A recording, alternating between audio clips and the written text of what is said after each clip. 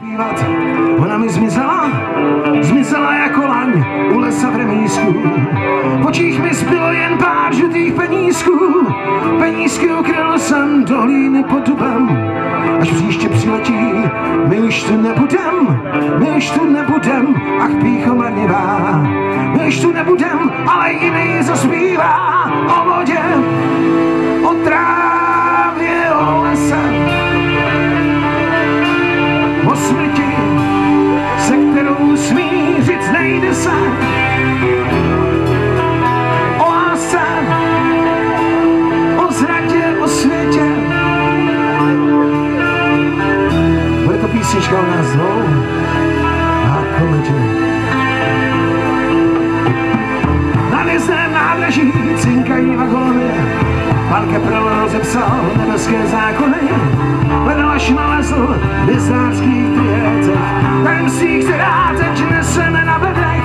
Velká odvěká tajemství přírody, že jenom z člověka člověk se narodí, že kořen světleny ve strom se spojuje, jak našich nadějí vesmírem putuje.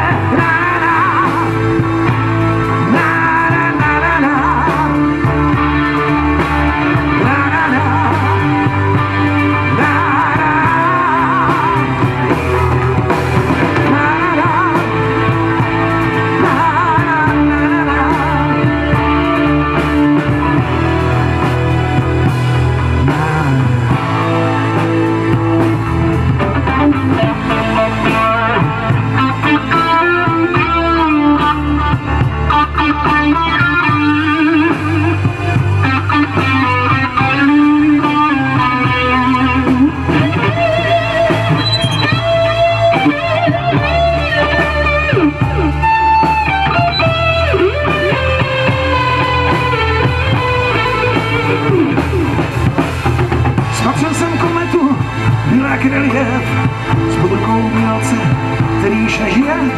Hledal jsem našle tajemství, která teď neseme na bedrech. Velká odvěká tajemství přírody, že jenom z člověka člověk se narodí, že kořen světleny ve strom se spojuje, kde v našich nadějí vesmírem putuje.